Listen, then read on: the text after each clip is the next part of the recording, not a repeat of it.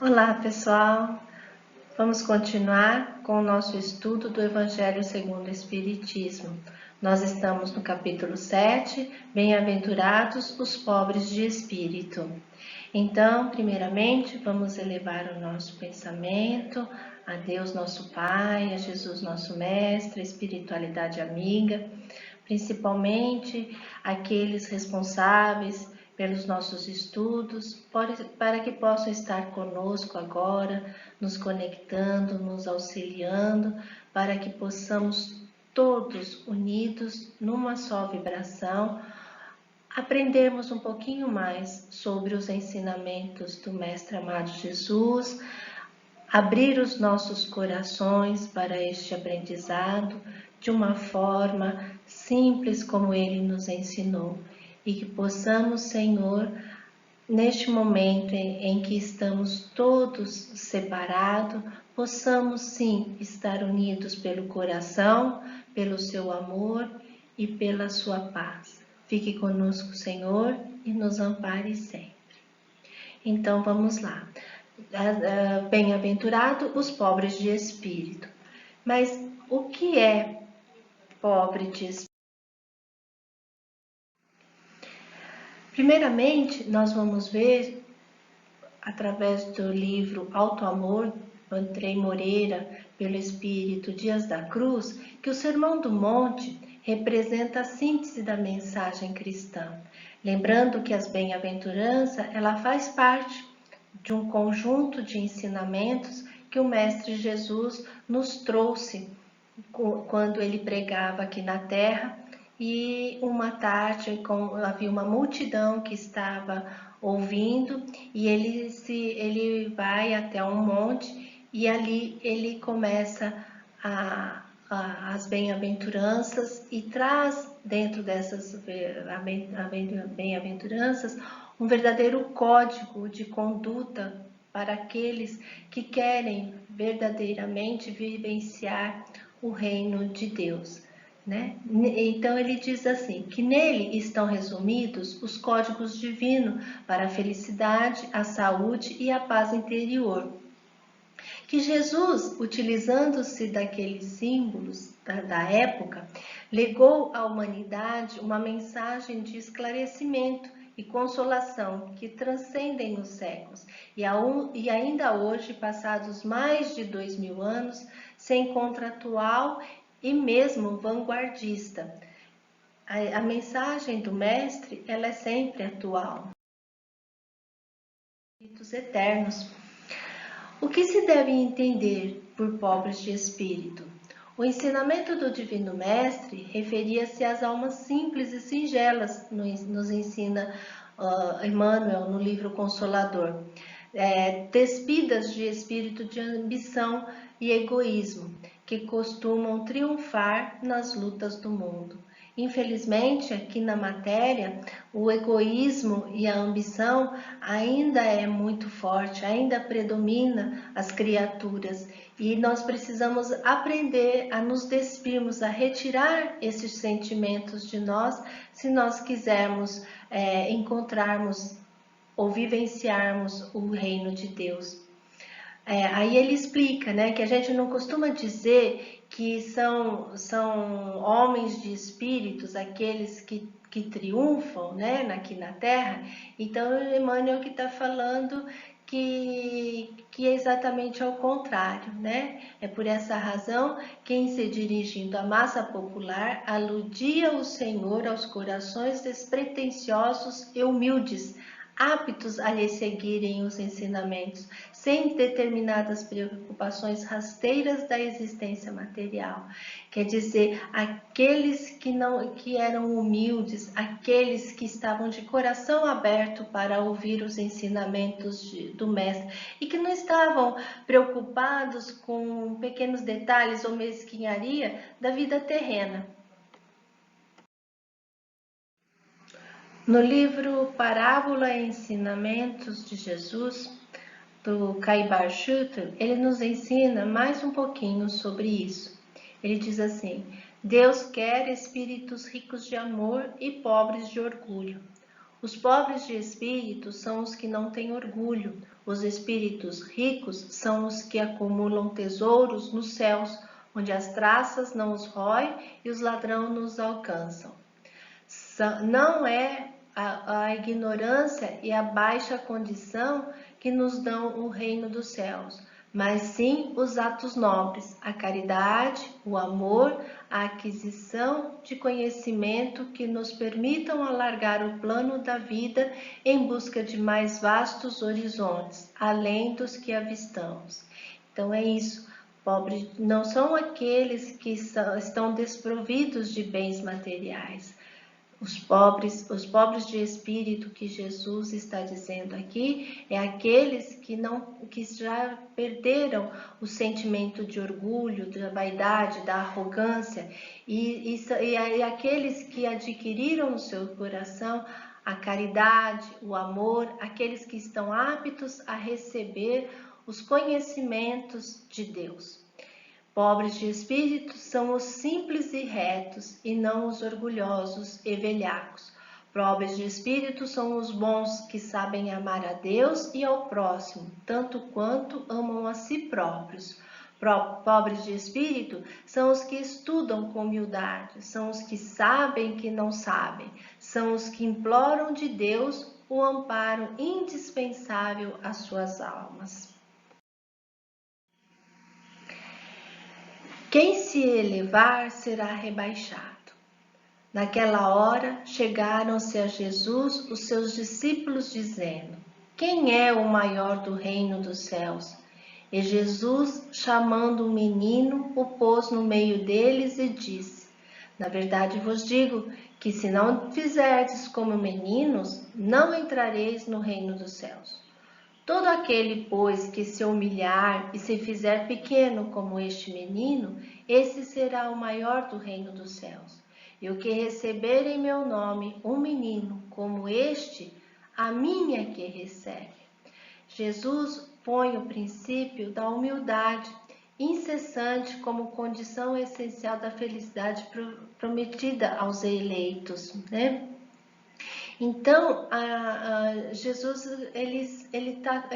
sempre ele coloca, né, a nossa condição como criança, como seres puros que recebam os seus ensinamentos de coração aberto, de coração limpo, com sinceridade, sem nenhuma maldade. É isso que ele espera de nós, né? Que sejamos como as crianças são e que recebamos aqueles que são humildes, que são sinceros, como se estivéssemos recebendo a Ele mesmo.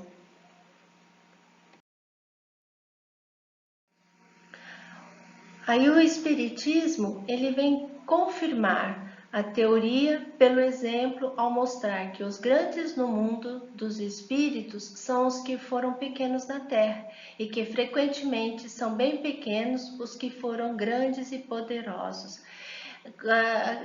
Principalmente quem já teve oportunidade de participar de algum trabalho mediúnico sabe o quanto isso é verdadeiro e comum no mundo espiritual. Quantos espíritos que vêm nos trazer a mensagem da sua condição no plano espiritual. Aqueles muito arrogantes que são orgulhosos, geralmente quando chegam no plano espiritual, eles se sentem rebaixados, eles veem como a condição deles não é nada para eles lá no mundo espiritual, que todo o poder daqui da matéria não tem valor nenhum quando eles chegam do lado de lá, que o que importa mesmo é o que eles fizeram de bom, é o amor que eles vivenciaram, é aquilo que eles espalharam de bem. Por todo aquele orgulho, toda aquela vaidade, toda aquela ostentação, de nada valeu.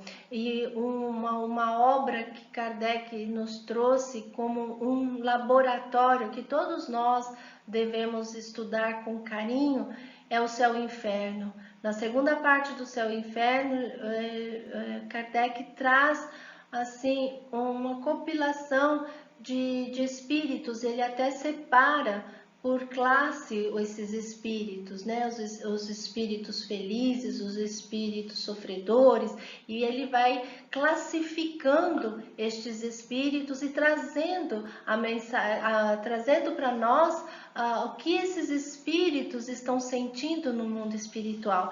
E aí nós vamos ver que geralmente aqueles que são os espíritos felizes, que estão numa condição melhor, são aqueles que foram mais simples, são aqueles que receberam as lições do Mestre, que praticaram as lições de Jesus, podendo até não ter tido uma religião, não ter tido, mas que praticaram o amor verdadeiro, o amor ao próximo. E também no Espiritismo nos mostra outra aplicação deste princípio nas encarnações sucessivas, onde aqueles que mais se elevaram numa existência são abaixados até o último lugar na existência seguinte, se deixaram dominar pelo orgulho e a ambição. Então, o que Kardec está nos ensinando aqui? Que através das inúmeras encarnações, nós vamos aprendendo, porque Deus não tem pressa, Ele aguarda a nossa evolução com toda a paciência do mundo. Nós é que vamos escolher o nosso caminho, se nós vamos por um caminho tortuoso ou se nós vamos por um caminho reto para encontrar a nossa felicidade, para conquistar a nossa evolução.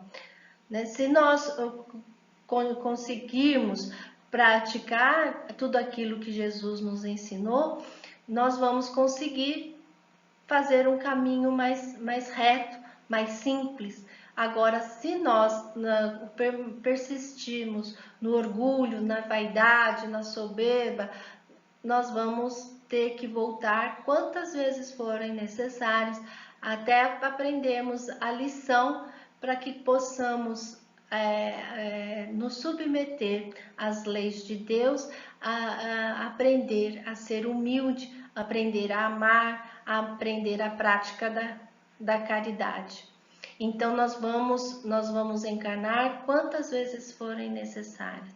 E geralmente tudo aquilo que nós praticamos com o nosso orgulho, com nossa vaidade, achando que nós somos superiores, e aqueles que nós de alguma forma prejudicamos, nós vamos ter que voltar e participarmos de situações em que vamos resgatar tudo aquilo novamente, até que aprendamos o verdadeiro amor, que é o amor de Deus. Mistérios ocultos aos sábios e prudentes. Naquele tempo, respondendo, disse Jesus: Graça te dou a ti, Pai, Senhor do céu e da terra, porque escondestes estas coisas aos sábios e prudentes, e as revelaste aos simples e pequeninos. Mateus capítulo 11, versículo 25. Então, os humildes são aqueles que se humilham diante de Deus e não se consideram superiores aos outros. Orgulhosos são aqueles envaidecidos com o seu saber mundano. Se julgam prudentes, pois que negam a Deus, tratando de igual para igual, quando não o rejeitam. Deus ele impõe condições, não se submete a elas. Ouve com bondade os que o procuram humildemente, e não os que se julgam mais do que ele.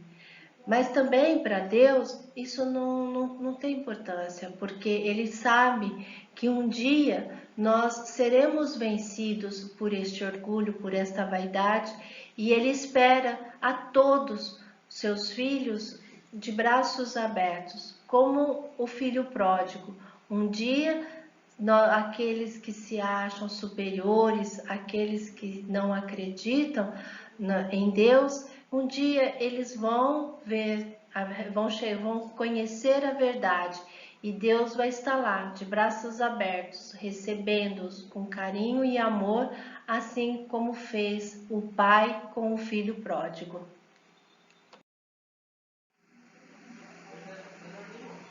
Instruções dos Espíritos: orgulho e a humildade. O Espírito Lacordaire, Constantina, 1863. Então, Kardec, ele traz para nós o depoimento de dois espíritos para que nós possamos compreender um pouco melhor o que é, né, essa lição, o que nós devemos entender dessa lição de Jesus. Então, Lacordaire nos diz assim, que sem a humildade, enfeitai-vos de virtudes que não possuís. O orgulho é o terrível adversário da humanidade. Todos os homens são iguais na balança divina. Somente as virtudes os distinguem aos olhos de Deus. Todos os espíritos são da mesma essência, e todos os corpos foram feitos da mesma massa. Vossos títulos e vossos nomes em nada a modificam. Ficam no túmulo. Não são eles que dão a felicidade prometida aos eleitos. A caridade e a humildade são os seus títulos de nobreza. Então, a humildade, não adianta nós nos fazermos de humildes, nós sermos bonzinhos. Por exemplo, quando nós estamos numa casa espírita, todos nós somos bonzinhos, amamos todo mundo, abraçamos, beijamos. E quando nós estamos fora de lá, quando nós saímos dali, qual é o nosso comportamento? Nós temos que começar a nos avaliar, a mudar nós, porque nós podemos enganar aqueles que estão do nosso lado, mas nós não enganamos a Deus, não tem como, né? Então nós precisamos ver até onde nós somos humildes. Quando aquele que fala uma palavra que mexe com o nosso orgulho, que fere a nossa vaidade, qual é a nossa reação? Como nós nos conduzimos? E isso tudo é que vai nos levar a melhorarmos aos poucos. É claro que essa mudança não vai ser do dia para a noite. Eu não vou deixar todos os meus defeitos, todas as minhas imperfeições do dia para a noite, mas nós podemos nos melhorar, nós podemos começar a nos avaliar, nós podemos começar a nos controlar através das nossas avaliações daquilo que somos, daquilo que temos dentro de nós, e começarmos a, pelo menos, não precisamos mudar totalmente, mas pelo menos já tentar fazer com essas mudanças, tentar nos melhorar. É isso que tá, aí é que está o nosso valor, é na nossa tentativa de cada vez mais melhorar um pouquinho, e com certeza daqui a algum tempo nós vamos estar bem melhor, se Deus quiser, né? E aí vem o Adolfo, ele foi um bispo de Alger, em Marmente, em 1862, ele traz essa seguinte comunicação que Kardec também colocou para nós seguirmos também como exemplo. Ele diz assim, ó: o orgulho, eis a fonte de todos os vossos males. Tomai a lei do Cristo por regra invariável de vossa conduta. A caridade e a humildade, enfim, essas duas irmãs que se dão as mãos, são eficazes para obter-se a graça do Eterno. Então, se nós quisermos encontrarmos dentro de nós o verdadeiro reino de Deus, nós precisamos começarmos de uma vez por toda, colocar na nossa vida, colocar no nosso coração o amor à caridade e à humildade. Sem caridade, sem humildade, nós não vamos sair do mesmo da situação que nós estamos. Nós precisamos começar a nos avaliar e começar a ver até onde nós temos caridade com aqueles que estão próximos de nós, com aqueles que nos rodeiam, que fazem parte da nossa vida, até onde nós somos humildes, até onde nós estamos praticando a lei do Cristo. Missão do homem inteligente na Terra. Ferdinando, Espírito Protetor, por Deus, 1862. Se Deus, nos seus desígnios, vos fez nascer no meio onde pudestes desenvolver a vossa inteligência, foi por querer que a usasseis em benefício de todos, porque é uma missão que Ele vos dá, pondo em vossas mãos o instrumento com o qual podeis desenvolver ao vosso redor as inteligências retardatárias e conduzi-las a Deus. O homem abusa de sua inteligência como de todas as suas faculdades, mas não lhes faltam lições advertindo-o de que uma poderosa mão pode retirar-lhe o que ela mesma lhe deu. Então, o que a Kardec está nos ensinando aqui? Que se nós nascemos numa condição que nos proporcionou a nos instruir, a sermos melhor, a conseguirmos estudar, a conseguirmos uma posição social melhor, nós temos o dever de fazer disso algo de bom para os nossos semelhantes, algo de bom para ajudar aqueles que estão em situação inferior à nossa. Nós temos que compreender que na lei de Deus nós vamos ter sempre alguém menos favorecido que nós possamos ajudar e alguém mais instruído e melhor condição que irá nos ajudar. Isso faz parte da nossa vida, isso faz parte da lei de Deus. Nós estamos numa escala evolutiva em que um precisa do outro. Nós só conquistaremos a felicidade, o reino de Deus, quando nós compreendermos isso, que todos nós fazemos parte de um todo que se encaixa perfeitamente e que cada um precisa dar a mão para o outro. Aquele que tem melhor condição, que tem melhor esclarecimento, tem a obrigação de ajudar, de esclarecer, de amparar o de condição inferior. Assim como nós precisamos daqueles que estão em condições melhores para que também nos auxiliem e nos ajudem a andar um passinho à frente na nossa evolução. Tudo está em movimento, tudo é uma cadeia que é amparada pelo amor maior, pelo amor de Deus, que quando nós compreendermos, quando nós vivenciarmos este amor, aí sim nós seremos todos felizes.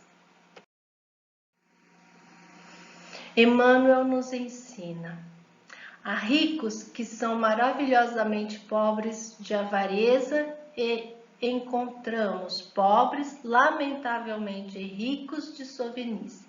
Então, Emmanuel está nos mostrando aqui que não é a pobreza material que vai nos dar a certeza de nós galgarmos uma vida melhor, nós partirmos para a felicidade espiritual, a felicidade eterna. Não, porque existem ricos que são mesmo pessoas humildes, que são mesmo pessoas que trabalham pelo seu semelhante, que fazem o bem incessantemente. Enquanto que nós vemos muitos pobres, avarentos, que não querem dividir o pouco que tem, que não se submetem às leis de Deus. Nós vemos muitos corações endurecidos, mesmo em situações precárias, que às vezes a criatura encarna, ela ainda, você vê naquele espírito que ele pode estar ali contido pela matéria, mas ele continua orgulhoso, ele continua ali firme, austero, irredutível. Ele não se humilha de maneira alguma. Teve uma época que eu morava em São Paulo e nós visitávamos todos os anos, no centro que eu frequentava, nós visitávamos as casas André Luiz, e tinha uma casa também lá de doentes psiquiátricos, que chamava Casa de Davi. E eram inúmeros os espíritos que nós víamos ali naquele corpinho, contido naquele corpinho, sem condições de se manifestar, mas o olhar, a austeridade da postura daquele espírito, você percebia o orgulho que ele ainda tinha, né? Que ele não se redimia de jeito nenhum, mesmo estando naquela condição. Então não é a condição da matéria que vai nos mostrar qual a nossa riqueza ou pobreza de espírito. Ela está no espírito, ela está dentro de cada um de nós, né? E ele continua: não vemos Jesus contra os tesouros culturais da humanidade, mas sim exaltando a humanidade, a humildade do coração. Porque Jesus nunca foi contra a cultura, ao progresso, muito pelo contrário, né? Ele sempre prezou para que nós fôssemos puros de coração, humildes de coração. Louvando os pobres de espíritos, Jesus não exaltava a ignorância, a insuficiência, a boçalidade e a incultura, jamais, né? Jesus, ele sempre prezou por todos nós. Ele nunca fez qualquer tipo de exaltação à ignorância ou à insuficiência. Ele, pelo contrário, ele dizia que nós tínhamos que ser simples e humildes de coração, tanto que ele foi, né? Ele estava sempre tanto com os mais pobrezinhos quanto com os ricos, os poderosos, os doutores da lei. Ele conversava, ele estava sempre com todos indistintamente. Só que ele não, de maneira alguma, ele nunca se dobrou à postura daqueles orgulhosos, daqueles que o agiam com soberba. Ele sempre prezou pela humildade, pela paciência, pela pureza de coração, tá? Encarecia a bênção da simplicidade, que nos permite encontrar os mais preciosos tesouros da vida. É isso, gente. É a simplicidade, é o amor às criaturas, o amor ao próximo, que vai nos levar aos tesouros da vida, ao progresso. Não é verdade? E para encerrar, nós vamos ver no livro Alto Amor, do André Moreira, o Espírito Dias da Cruz nos ensinando que as bem-aventuranças sintetizam o processo evolutivo humano e apresentam ao mesmo tempo os instrumentos e finalidade do progresso. São convites para o encontro com a essência a partir da consciência da não finitude ou da imortalidade, pois falam diretamente ao coração, sede do sentimento, patrimônio eterno do espírito. Nelas, o Cristo apresenta o sublime convite ao desenvolvimento da humildade, da amorosidade e da entrega ao divino. Sem essas três condições, não há saúde plena ou definitiva. Caminhando da simplicidade à ignorância para a angelitude, o espírito trilha um caminho de progresso no qual Crisálida encontra na experiência material a condição nutriente para o despertar da sua genética espiritual ou herança divina, visto que foi criado à imagem e semelhança do Criador. No entanto, caminha da inconsciência para a superconsciência, onde se reconhece integrado na criação. Esse processo lento e gradativo se dá ao longo de milênios de experiências e repetições, em que o espírito se aprimora na conquista intelecto-afetiva, exercitando a liberdade concedida pelo Criador com a responsabilidade que lhe acompanha relativa naturalmente ao nível de consciência e conhecimento da lei. Então é isso, meus queridos. A bem-aventurança é um presente de Jesus. As bem-aventuranças é um presente de Jesus para todos nós. Quando nós conseguirmos incutir os nossos corações estes sentimentos que Jesus nos ensina a cultivar dentro de nós, aí sim nós encontraremos o caminho para o progresso. Mas não tem problema, nós estamos ainda gatinhando, nós estamos agora começando a tomar ciência e consciência de tudo isso, desses ensinamentos maravilhosos que o Mestre nos trouxe. Né? Então nós precisamos neste momento aprendermos a ser humildes, a abrir os nossos corações para estes ensinamentos maravilhosos, porque a estrada é longa, tá certo?